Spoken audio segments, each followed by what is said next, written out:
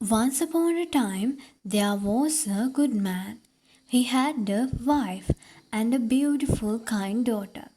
They all lived in a nice old house and were very happy. But one day, the man's wife died, and then the man and his daughter were very sad. After 2 years, the man married again.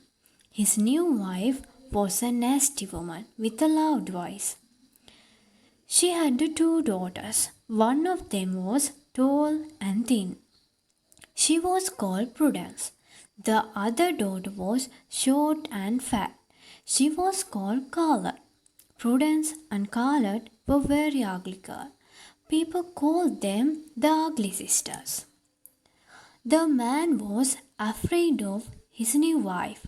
He said to his daughter, I know that you are a good girl. Be kind to your new mother and your new sisters. Yes, father, she answered.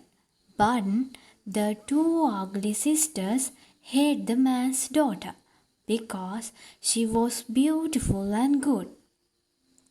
You can sleep in that little room at the top of the house, said Prudence, and you must do all the work. Give me your nice clothes. Here, you can wear this old dress. And give me your nice shoes. You don't need shoes? Yes, said Scarlet. Start working now. This house is dirty. You must clean it. So every day the beautiful, kind girl worked hard. She cleaned the house. She washed and cooked. She made beds. She did everything. In the evenings, she was tired, so she sat down in the kitchen. She always sat close to the fire, and her dress and feet got dirty in the cinders. And so the ugly sisters began to call her Cinderella. One day, a letter arrived. Prudence quickly opened it. Oh, look, mother, she said. It's from the king. He's having a big party at the palace for his son, the prince. A party, said Scarlet. Can I come? Asked Cinderella.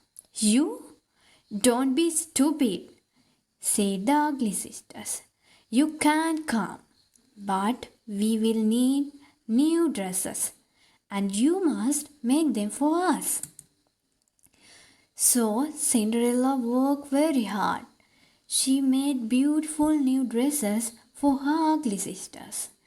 And on the day of the party, she worked for them all day. She ran upstairs and downstairs. She never stopped. At last, the ugly sisters were ready. They got into their coach and Cinderella said goodbye to them. Have a wonderful time, she called. Their coach went up the hill to the palace. Now Cinderella felt very sad. She began to cry. Then suddenly she heard a voice. Cinderella, why are you crying? Cinderella looked up and saw a beautiful woman in a white dress. It was a fairy. I'm crying because I can't go to the party, said Cinderella. But, Cinderella, you can go to the party, said the fairy. I will help you with my magic wand. Listen to me. Go into the garden and bring me a pumpkin. A pumpkin? That's strange, thought Cinderella. But she ran into the garden and found a big fat pumpkin and put it on the ground by the fairy's feet. Good, said the fairy. Now go and get the mousetrap. The mousetrap? That is strange, thought Cinderella. But she went and found the mousetrap. There were 6 white mice in it. She put it on the ground by the fairy's feet. "One more thing," said the fairy. "I need 6 lizards." "6 lizards?" said Cinderella. "All right, I will find them." So she ran into the garden and found 6 little lizards. "You can go to the party, Cinderella," said the fairy. "Watch." The fairy touched the pumpkin with her magic wand. The fairy touched her pumpkin with her magic wand, and suddenly it wasn't a pumpkin. It was a beautiful gold coach, a princess coach. Then she touched the little white mick with her magic wand, and suddenly they weren't white mick. There were 6 beautiful white horses. Then the fairy touched the little lizards with her magic wand, and suddenly they weren't the lizards. They were 6 footmen in coat of gold and green and silver. "Oh, thank you," said Cinderella. Then she looked at her dirty old dress. "But I can't go to the party in these," she said sadly. So the fairy touched Cinderella's dress with her magic wand, and suddenly it wasn't a dirty old dress. It was a beautiful long dress with the little pink flowers on it. Then the fairy gave Cinderella 2 little glass shoes for her feet. "Now are you happy?" "Yes, of course, thank you," said Cinderella. "Thank you." "But listen, Cinderella," said the fairy. "Before you go, I must tell you something very important. You must leave the party before the clock strikes 12, because at 12 o'clock at midnight the magic will stop. Then your coach and your horses and your footman will all go. You will only have a pumpkin, 6 milk, and 6 lizards again. And this beautiful dress will go too. You will have your dirty old dress again. Do you understand?" "Yes," said Cinderella. "I understand. I won't forget. Thank you for everything." Then Cinderella got into the coach and went to the palace. When Cinderella arrived at the palace, the princess footman was surprised. "Look at her coach," they said. "Look at her dress. Who is she?" And when she walked into the big room, everyone stopped dancing. "Who's she?" said Scarlet, the ugly sisters. "Is she a princess?" "Yes, Prudence. A very important princess, I think." When the prince saw Cinderella, he thought, "She is the most beautiful girl in the world." He went to her and said, "Will you dance with me?" "Yes," said Cinderella, "I will." Cinderella had a wonderful time at the party. She danced with the prince all evening and was not tired. But she didn't look at the clock. At last she remembered. It was 1 minute to 12. "Oh," she said, "it will nearly 12 o'clock. It's nearly midnight. I must go." And she ran out of the room. "Why, wait!" called Prince. "Come back. I don't even know your name." It was midnight. The clock began to strike 12 o'clock. Cinderella ran out of the palace and down the stairs. One of her little glass shoes fell off, but she couldn't stop, so she left it there on the stairs. The magic stopped. The fairy was right. Cinderella looked at her dress. Where was her beautiful long dress? Now she had her dirty old dress again. And she had no beautiful coat. There was only a pumpkin. and no horses, and no footman. Only 6 white meek and 6 little stars running away into the garden. Cinderella took off her other glass shoe and put it on her foot. Then she ran home. The prince ran out of the palace. "Where she is?" he said. "Where's this beautiful girl? Did you see her?" "No," answered the footman.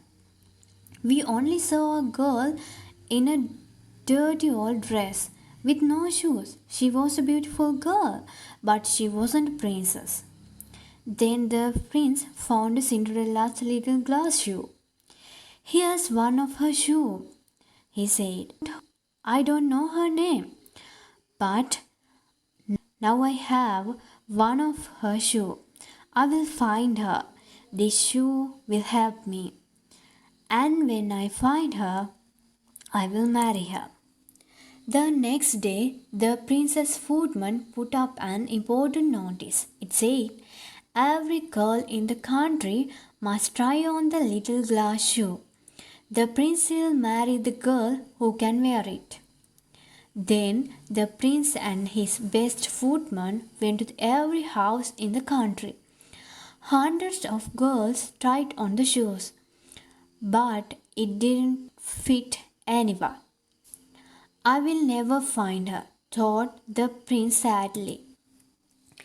At last one day, the prince and his footman come to the Cinderella's house. The ugly sisters were very excited. First, Prudence tried on the shoes, but it didn't fit her. Her foot was too long and thin. Then Carla tried on shoe, but it didn't fit her. Her foot was much too big and fat. "Are there any other girl in this house?" asked Prince. "No," said ugly girls. "Yes," said Cinderella's father. "There's Cinderella. She's in the kitchen." "Cinderella?" said the ugly sisters. "She didn't go to the party. She's only a kitchen girl." Cinderella came into the room in her dirty old dress, but the prince could see that she was very beautiful. She sat down and tried on the glass shoe. It fit her perfectly. "It doesn't fit her, it doesn't," said the ugly sisters. "Yes, it does," said Cinderella's father. Then Cinderella took the other glass shoe out of her pocket. She put it on her other foot. "It is you," said Prince quietly. "You are the beautiful princess." Suddenly there was a great light and the fairy came back. She touched Cinderella's dress with her magic wand, and there was a beautiful long dress with little pink flowers on it.